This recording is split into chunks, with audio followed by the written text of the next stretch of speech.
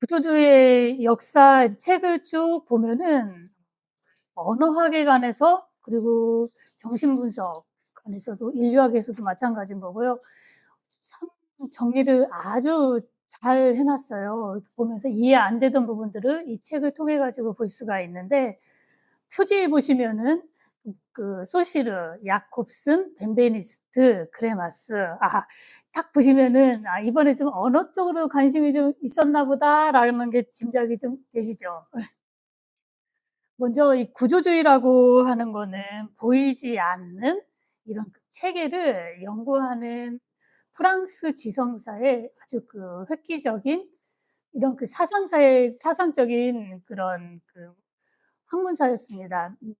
그런데 이 구조주의가 엄격한 방법론으로 자처한 이런 사실에서 인기가 그렇게 있었던 것이고, 덕분에 좀 무난하고 또 이렇게 지지하던 이런 학문들이 이 결정적인 진보에 대한 이런 희망을 품게 해 주는 것들이 구조주의에서 이런 열풍들이 있었어요.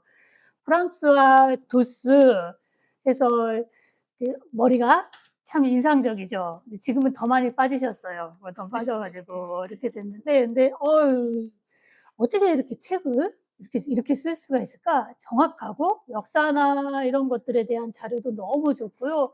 도스가 쓴 책들을 북클럽에 몇 권 추가가 되어 있는데 그런 것들은 아주 흥미롭게 볼 수 있는 이런 자료들이 정말 많은 책입니다. 제가 이 책을 보면서 요즘 관심을 가지고 있는 분야가 인제 언어 쪽이거든요. 그래서 그냥 구조주의에서 언어는 어떻게 설명되었는가 많은 학자들이 이렇게 소개가 되고 있는데 대표적으로 3명의 학자만 중심으로 해서 정리를 해 보겠습니다. 첫 번째는 소시르, 체계와 차이로 언어를 설명을 했죠.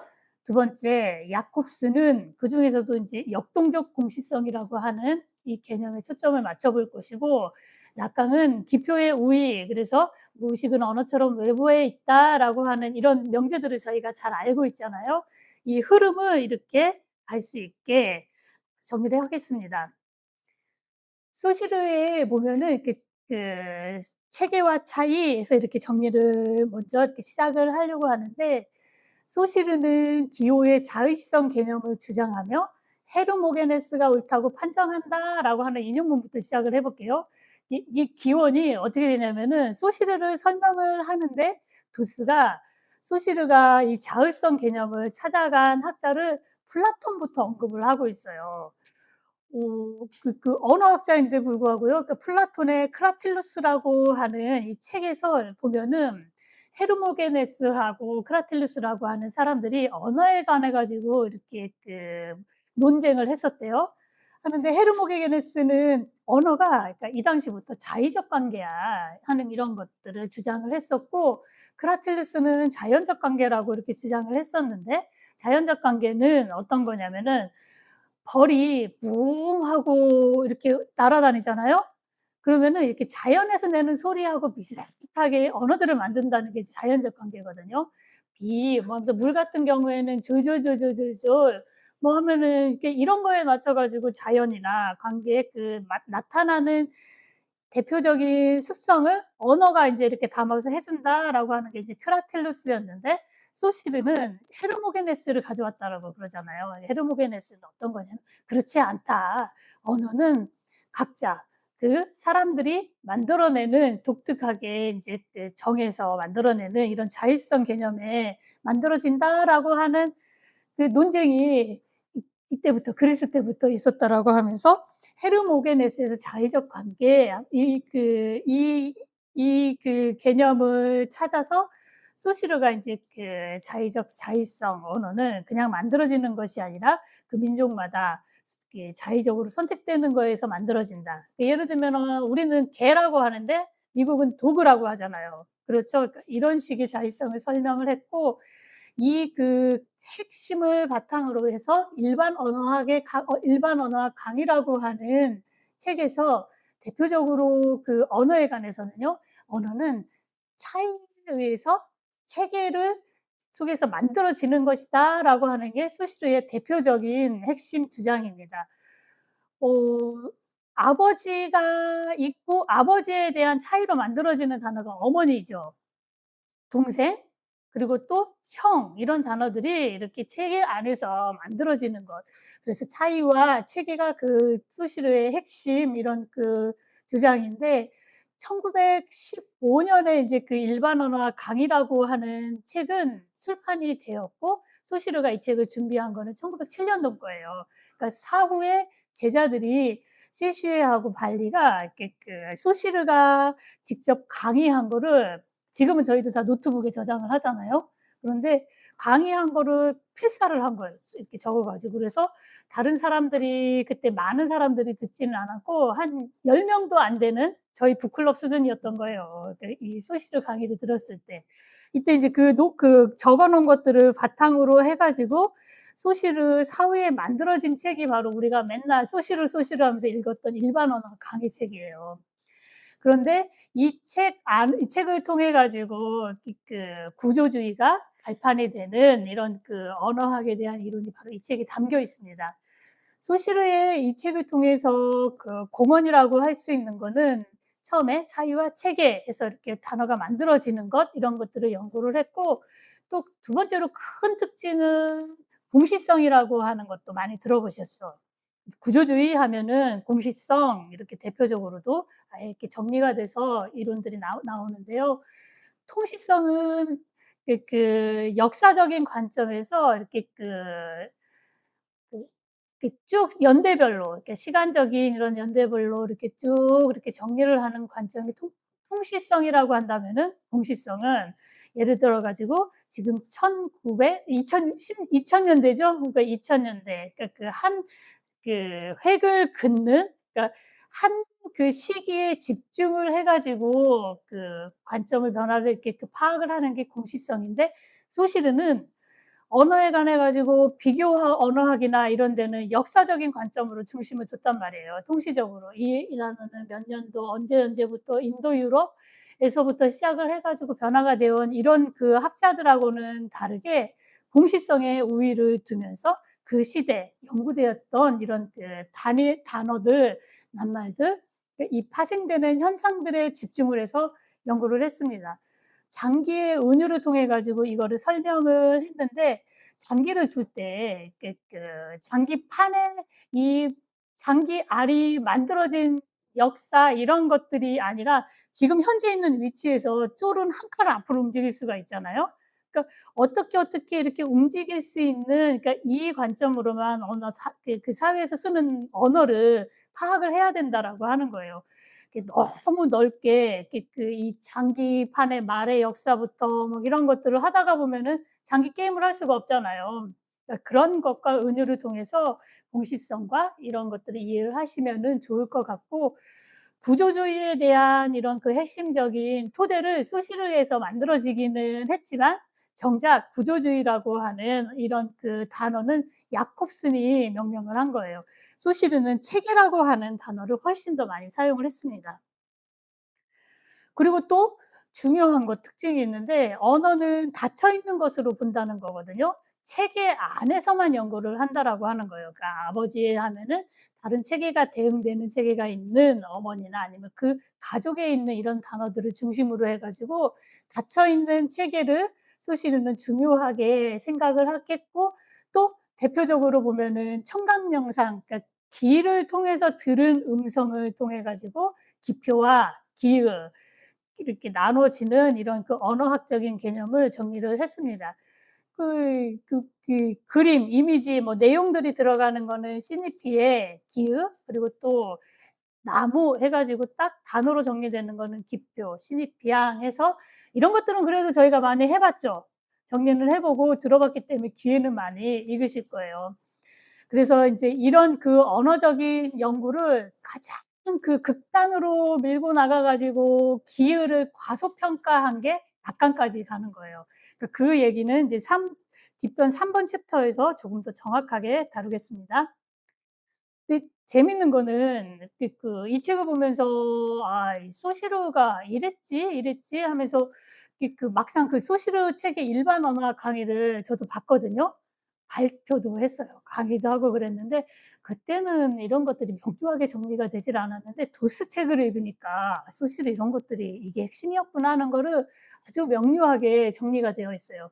질서, 체계, 그리고 단어에 관한 이런 그 언어학에서 선구적인 이런 그 업적을 이루었는데, 딱 보면은 이렇게 그 겉에 보이는 이렇게 질서와 체계니 이렇게 그 현상에서 이렇게 볼 수 있는 이런 것들을 소시르가 더 관심이 있었을 거라고 알고 있었거든요.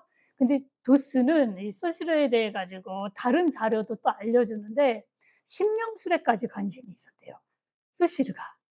그래 가지고 이렇게 물론 인제 이 당시에는 심령술에 인제 뉴턴도 마찬가지고 관심 있는 학자들이 많았는데 심령술에도 관심이 있었고, 그리고 뭔가 이렇게 그 겉에 이렇게 체계로 구분하면서 언어를 파헤치기는 했는데 이상하게 이 언어 구조 안에서는 보면은 뭔가 무의식적인 이런 것들이 잠재적으로 깔려 있다라고 하는 것들에 관심을 가졌다는 거예요, 소시르도.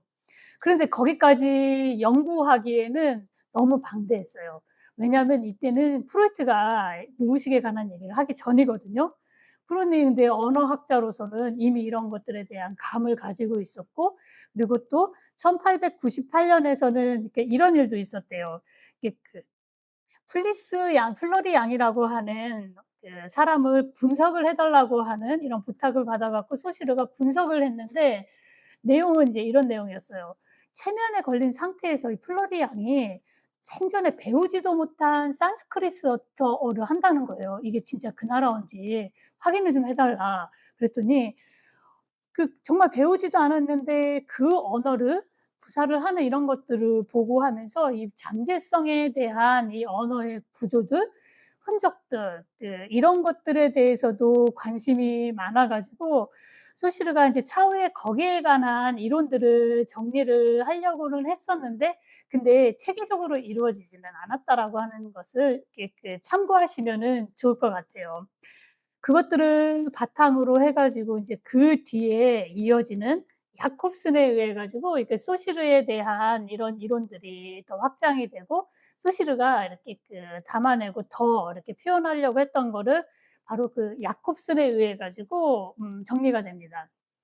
프랑스 구조주의의 성공은 1942년 뉴욕에서 만난 레비스트로스와 로만 야콥슨이 만나면서 인제 이루어졌고, 야콥슨하고 레비스트로스하고 굉장히 친했대요. 그래 가지고 "나의 형제 클로드에게"라고 하면서 논문에 이런 헌사를 쓸 정도였고, 레비스트로스는 야콥슨을 통해서 의문론의 모델을 빌렸고, 야콥슨은 언어학의 인류학을 도입을 하면서 구조의문론 하는 이런 언어에 대한 이런 체계적인 이런 이론들을 확립을 해 갑니다. 재밌는 거는 레비스트로스도 인제 회화하고 화가하고 음악 이런 문화적인 거에서 굉장히 개방적으로 이렇게 자랐는데, 야콥슨도 미술을 그렇게 좋아했대요. 화가 이런 많은 주변에 화가 사람들도 있고 그래 가지고 야콥슨은 이야기에도 그렇게 관심이 많아서 이 사람은 언어나 이런 것들을 연구하는 데 있어 가지고 이게 이야기 쪽에 이야기하는 식 것처럼 차근차근, 그리고 마치 그림을 그리듯이 이렇게 풀어내는 이런 능력이 있었다라고 합니다. 그래서 프라하 언어학과를 만들게 돼요. 야콥슨, 트루베츠코이 그래 가지고 이렇게 만드는데 1920 년에서 30 년대 아주 풍요로운 토대를 세우는 시기가 되어 있고, 대표적으로 인제 야콥슨을 중심으로 해 가지고 구조주의 이런 언어를 만들어 내고, 그리고 소시르를 훨씬 더 확장되어 일으키고 이렇게 전파를 하는 학자인데, 그런데 인제 소시르는 공시성의 우위라고 그랬잖아요. 공시성. 그래 갖고 근데 우위인데 이 야콥스는 소시르의 공시성의 우위를 그대로 받아들이지 않고 역동적 공시성이라고 하는 개념을 더 확장을 해서 주장을 해요. 언어학에서는 "공시성의 우위로만 해서는 한계가 있다." 그래 가지고 역동적 공시성에 대한 이런 개념을 주장을 하는데, 이게 인제 어떤 거냐면은요. 이런 거예요. 역동적 공식성이란 선생님들 요즘 젊은 선생님들 이런 단어들 많이 쓰시죠. "개 좋다." "개 맛있다." 그죠? 그리고 막 그냥 "개 이쁘다." 하는데 실제로 개는 없잖아요. 개는 없는데도 근데 사람들은 "아 개 좋다." 막 그냥 그러면은 '엄청 좋은가 보다.' 하고 알아듣잖아요.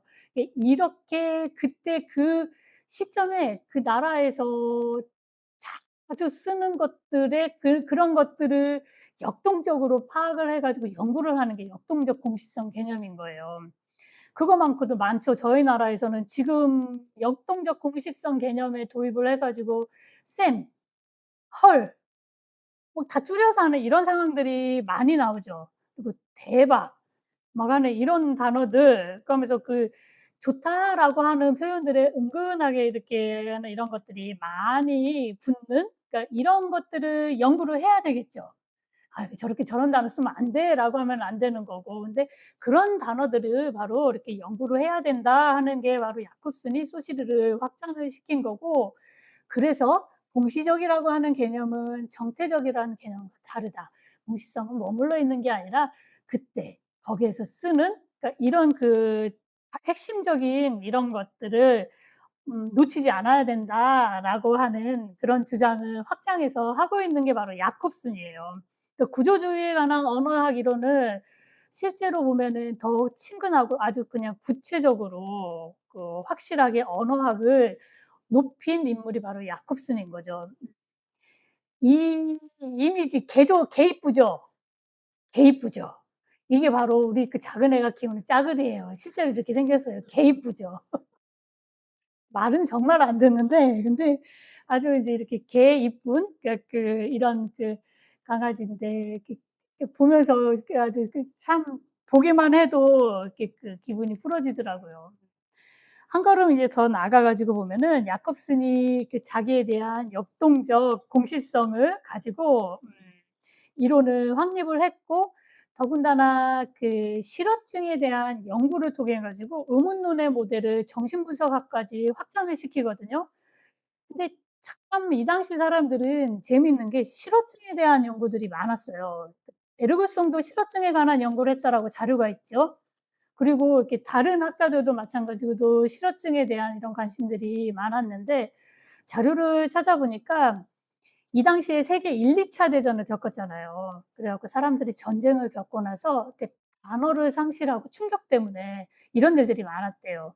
그래서 사회 문화상 이 실어증에 대한 것들이 아주 관심이 높을 수밖에 없는 이런 상황이었다라고 합니다.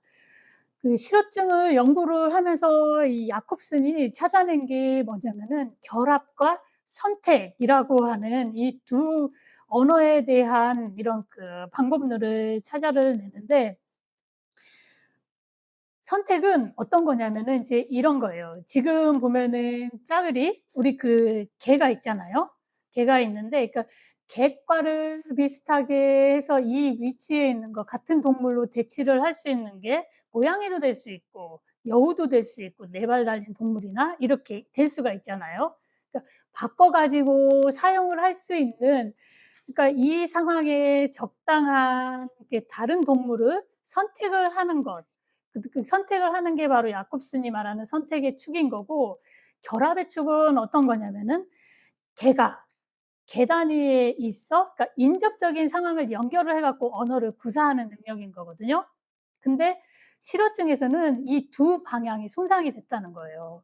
예를 들어 갖고 여기에 인제 개 대신에 여우나 이런 것들이 들어가야 되는데 이 은유적으로 같은 맥락을 사용할 수 있는 이것이 무너져 갖고 적당한 맞는 이런 것들을 이렇게 선택을 못하는 게 바로 실어증의 한 축의 병으로 나왔던 거고 둘째는 또 결합도 안 됐다는 거예요. 결합에서도 딱 인접해 있는 상황들을 언어로 표현을 해 놔야 되는데 그거에 대한 문제들이 바로 실어증에 나왔었는데 근데 그거를 연구를 해 가지고 야콥슨이 만들어낸 게 바로 결합과 선택, 은유와 환유라고 하는 논리로 이것들을 더 확장시켜서 발전시킨 게 이제 락강까지 가는 거예요. 이렇게 언어적인 방향들 이런 것들이 체계적으로 이렇게 정리가 되어서 야콥스는 역동적 공시성이라고 하는 개념에서 확장을 해서요. 은유와 환유 또 이것들을 갖다가 자크락강은 프로이트의 압축과 이동이라고 하는 개념에서 옮겨 놓고 이게 인제 자신의 언어로 은유, 환유하는 언어적인 설명까지 이렇게 소시르 야콥슨을 거쳐 가지고 연결이 되고 있습니다.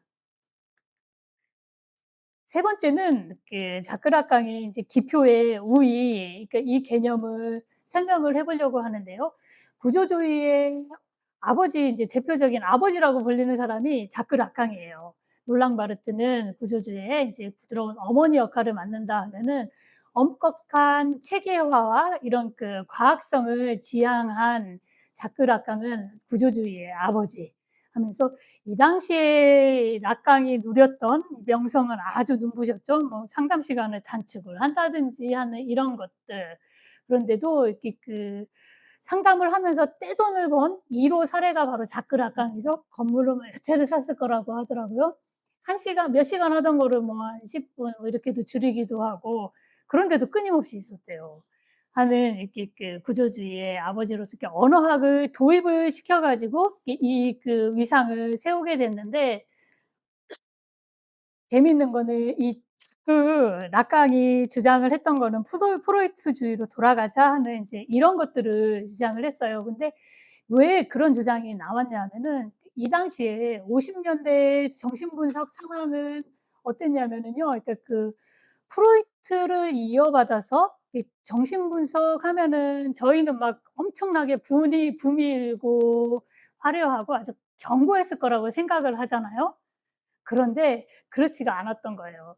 이 프랑스 같은 경우에도 프로이트주의는 50 년대 프로이트주의는 생리학계 이런 의학적인 색채를 띤 의학의 부속물 정도로 여겨졌다는 거예요. 그래서 그냥 의학의 대신 이렇게 그 의학에 쪼끔 더 인제 보강을 하는 거에서 정신분석학을 사람들이 하는 게 좋다 하는 이런 정도의 치료가 있었고 그리고 임상이나 하는 이런 거에서도 엉터리들이 너무 많았대요. 38도 온도가 되면은 분석료를 받고 38도 온도가 안 되면 안 받고 뭐 규칙들이 이랬다는 거예요, 이 자료상에 보면은. 그러니 사람들이 정신 분석하는 사람들은 마치 무슨 마술사처럼 그냥 이렇게 뭔가 이렇게 때려 맞추는 하는 이런 시기의 진흙탕 같은 흐름이 바로 1950 년의 정신 분석 상황이었대요. 그러니 자크 락강이 이때 영감 거의 견실한 과학적인 보증, 엄격한 진료의 법칙 하는 이런 것들이 들어올 수밖에 없는 상황이었겠죠. 그래서 구조주의의 아버지가 되는 자크 락강이 이렇게 설명을 쭉 해 주고 있습니다.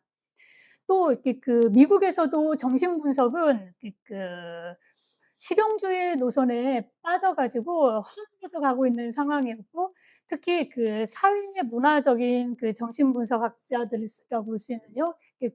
에리 프롬이나 해리 스틱 설리번 같은 경우에는 질서, 표준화 그러니까 사회적 규범에다가 개인을 적응시키는 행동주의를 주장을 했었대요.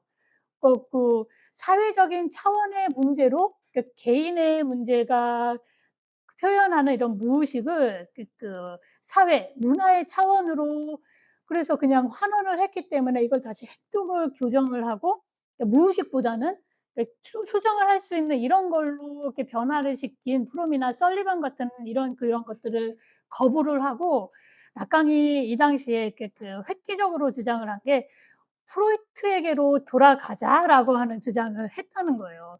"프로이트에게 돌아간다."라고 하는 거는 어떤 거냐면은 "환자의 말만 가지고 분석하자. 그냥 매개체는 하나밖에 없다. 분석 상황에서 있는 환자의 말만 오로지 그것만 중요한 거고 거기에만 집중을 해야 되지 이 사람의 행동, 문화적인 상황 이런 것들을 곁들여서 무의식을 그렇게 파악을 해 버린다."라고 하는 거는 "객관성을 잃는 거 잃어버리는 것이다."라고 하는 주장을 합니다. 이런 근거를 얻게 된 것이 바로 위에서부터 저희가 정리를 해온 소시르의 일반 언어 강의 열심히 읽었대요. 이 소실에서 새로운 용어들을 접하게 되고 이 또 이렇게 그 용어들을 소화하기 위해서 57 년에는 무의식에서의 문자의 심금 뭐 하는 이런 논문을 통해서도 이렇게 그 정리를 해 놓고 열심히 이렇게 소시르와 야콥슨하고 이렇게 독파를 하게 되는데 야콥슨하고는 친분이 많았나 봐요. 야콥슨은 성격이 좋았나 봐요. 레비스트로스하고도 친했고 라깡네 집에도 이렇게 그 프랑스에 오게 되면 당연히 그 실비아가 있는 집에서 이렇게 머물렀다라고 하더라고요. 소시르주의에 그 흠뻑 빠져 있었고 이렇게 그런 이론들을 아주 그 독파를 해 가지고 그 만들어낸 이런 것들이 바로 자크라깡의 기표의 우위, 무의식은 외부에 있다라고 하는 저희가 그 많이 들었던 명제를 바로 여기에서 찾게 되는 거예요. 라깡으로서는 중요했던 거는 역시 그러니까 공시적인 관점이 아니 통시가 아니라 공시적인 관점이겠죠. 내담자가 내 앞에서 말하는 그 단어가 중요한 거니까요. 그러니까 공시가 초점이 있었을 것이고 그리고 소시르와는 달리 8 월의 특권을 줬다는 거예요. 그 단어는 이렇게 말은 말인데 이렇게 분석 상황에서 하는 모든 이 그 말과 그리고 소리들, 음성들 이런 것들을 다 부여를 해서 기표의 우위성을 주장을 했고 소시르는 기의를 담는 게 기표 해 가지고 기표의 기의의 우선권을 줬다라고 한다면은요. 근데 소시르는 반대로 기표의 우위권을 줘 가지고 그러니까 기표에 의해 가지고 기의들이 담아지는 이런 것들을 설명을 하고 있습니다. 그 예를 들면은 저는 정말 그 아버지를 존경하다가 "아니 두려워합니다."라고 내담자들이 인제 그 사람들이 말하는 사람들이 있을 수가 있잖아요. 이런 것들이 다 이렇게 그 8 월에 초점을 두는 이런 상황과 연결을 해서 살펴볼 수가 있어요. 음. 그래서 이렇게 또 그 하나 중요한 개념 이거를 보면서 이번에 이제 제가 쪼끔 더 이렇게 항상 이렇게 그 조엘 도르 책에서도 봤고 그리고 그 욕망의 전복 그 책에서도 인제 이 단어가 이렇게 있는데 이 문구가 있어요. "기표 밑으로 기가 끊임없이 미끄러진다."라고 하는 악감의 개념을 설명을 하는데 쪼끔 더 명료하게 이 책을 통해 가지고 알 수 있게 있었습니다. 이렇게 쪼금 정리를 해 보면은요. 이게 어떤 거냐면은요. 그러니까 예를 들어 가지고 분석 상황에서 내담자가 와 가지고 "집에 가기 싫어요." 하고 얘기를 하는 거예요. 이 집이라고 하는 가게 이제 "집에 가기 싫어요." 하고 딱 얘기를 했을 때 처음에는 집이라고 하는 기표가 인제 딱 들어오는 거죠. 그쵸? 집이라고 하면은 어떤 공간, 뭘로 지어진 건물, 처음에 이런 건물에 집중이 딱 되는데 근데 인제 얘기를 하는데 그 집이 아버지라고 하는 기표로 미끄러지는 거예요. 이게 집에 가면은 아버지가 있는데 아버지가 좀 힘들어요." 뭐 이런 식으로. 그리고 또 얘기를 하다가 또 집 이야기를 하다가 이 집은 아버지가 나를 항상 억누르고 그러는데 내 실패를 자꾸 이렇게 도드라지게 하고 나를 평가하는 게 바로 이 집이에요 하면서 실패라고 하는 단어로 미끄러지죠. 이게 바로 이렇게 미끄러진다는 개념이에요. 한 단어 집이라고 하는 S2 기표일 것 같아요 이게. 이렇게 쭉 흘러내리다가 쪼금씩 이렇게 계속들 이렇게 이러면서 집은 내가 인정받고 싶은 곳인데 그러지를 못한 장소 그리고 또 내 공포와 불안과 두려움들이 있는 것들이 이게 바로 집이라고 하는 단어에서 미끄러진 기표들인 거예요. 개념, 뭐 인정, 실패, 두려움들. 그래서 의미는 고정되지 않고 계속 다음 그 기표에 의해 가지고 결정된다라고 하는 개념들이 바로 이 개념으로 설명이 되고 있습니다. 한 단어에 오래 머무르지 않죠? 저희도 생각을 하다가 이렇게 보면은 계속 다른 기표가 대치하고 그러는데 보면서 집이라고 하는 단어 '내가 어떻게 생각하고 있나?' 하는 것들 '나는 어떤 기표를 가지고 있나?' 하는 이런 것들도 한번 생각을 해볼 수가 있었고요. 그래서 인제 그 주체란 언어의 산물 혹은 언어의 효과로 간주되는 것이다 얘기를 하는데 이제 이거는 인제 이런 의미죠. 그 아이는 태어나면서부터 이미 이름도 정해져 있고 내 이름은 누구누구누구, 뭐 내 이름은 재원이 아니면 내 이름은 미영이 뭐 이런 식으로 어른들이 이미 다 나를 기표로 이름을 정해 놓고 있죠. 내가 살 나라 이름 하는 이런 것들. 그래서 락강은 지금 주체가 단어를 점령하면서 배우는 것이 아니라 이미 기표들이 나를 효과로 만들어낸다라고 하는 주장을 지금 역으로 다 하고 있는 거거든요. 주체란 그래서 언어의 산물인 거고 언어의 효과로 간주되어 있는 거고 이렇게 추정을 하고 가다 보는 게 바로 내 무의식에서 나를 구조화시킨 언어를 찾을 수 있는 방법이라는 거예요. 근데 재미있는 거는 소시르는 이렇게 질서, 규칙, 체계 그러니까 이런 것들을 얘기를 했는데 락강은 미끄러짐을 얘기를 했죠. 그 삶도 보면은 딱 봐도 소시르는 그냥 반듯하게 살았을 것 같아요. 그래서 락강은 바람도 피우고 그분이 뭐 이렇게 친구 아내도 뺐고 많이 미끄러졌었을 것 같아요. 근데 '미끄럼짐이라고 하는 단어는 대체 왜 나왔을까?' 하는 생각을 하다가 보니까 뭔가 자꾸 인정, 막연해 이런 것들이 다 연관이 돼서 이런 경험이나 이렇게 무의식 속에 이런 경험이나 자료들이 기표들이 있었으니 나왔던 거겠죠. 근데 그거를 개념화로 했다라고 하는 게 참 놀라운 일이라는 생각이 듭니다. 그래서 야콥슨에 의해 사용되었던 아까 선택과 결합, 그러니까 은유와 환유하는 거를 저희가 살펴봤잖아요. 그러니까 이런 것들을 바탕으로 해서 락강에 의해서도요. 은유와 환유에 대한 공식들 이런 것들을 산술화시켜 가지고도 많이 풀어내요. 그래서 인제 이 방식을 연구를 하고 쭉 찾아가 보면은 S1 이 파생되는 S2 기표들이나 아니면 다른 단어들이 다 있을 수 있는 주인 기표들을 무의식에서 찾을 수가 있는데 이렇게 찾아가는 과정들이 하나의 언어처럼 구조화되는 무의식은 언어를 구성을 하고 있다라고 하는 얘기를 해 주고 있습니다. 음.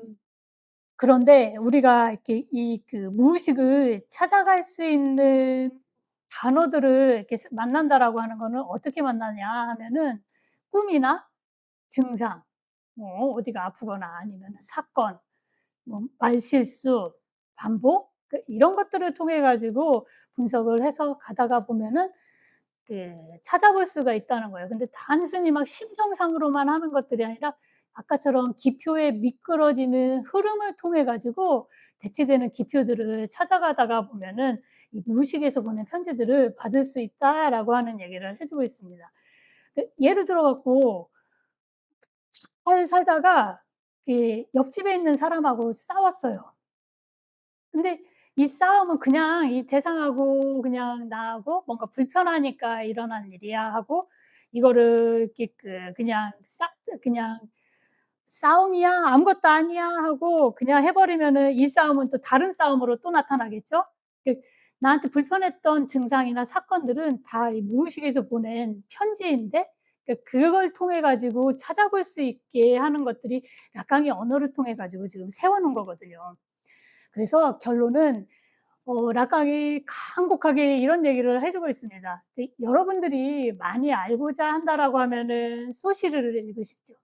내가 단언하건대 정신 분석을 제대로 공부하려면 현대 언어학의 설립자인 페르디낭드 소시르를 알아야 합니다. 하면서 이 소시르를 알아야 이 언어와 기표의 미끄러짐 하는 이런 것들을 찾아볼 수가 있는 것이고 그리고 무의식을 다른 것도 아닌 기표를 통해 가지고 그 객관화시켜서 내 주관성을 끌어올려 가지고 해석을 가능할 수 있게 하는 건데 근데 실제로 정신분석 상담을 받아보신 분이나 공부를 많이 하신 분들은 이 과정들을 많이 했죠. 이미 많이 찾았죠. 주인 기표격이 되는 이런 것들 많이 찾고 있는데 이것들이 바로 인제 무의식을 객관화하는 과정이 바로 이렇게 저희가 정신분석과 현대 언어학을 공부하는 방법을 찾기 위해서 이렇게 하고 있는 겁니다. 수시로 책 읽어야 되겠지요? 한번 또 읽어 봐야 되겠어요. 예. 그래서 오늘은 구스타프 크루베라고 하는 화가의 그림을 가져와 봤어요. 근데 이 화가가 북클럽에서도 많이 김정석 교수님이 소개를 해 주셔 가지고 찾아보시면은 '아 이 그림.' 하고 아실 만한 화가예요.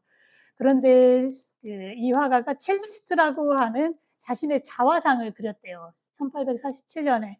근데 중요한 거는 음악을 못 해. 그런데 그래 가지고요. 실제로 첼로를 키거나 그러지는 못하고 첼로에라고 하는 음악에 감동을 받아 가지고 자화상을 그렸는데, 근데 인제 첼로의 손이 바뀐 거예요.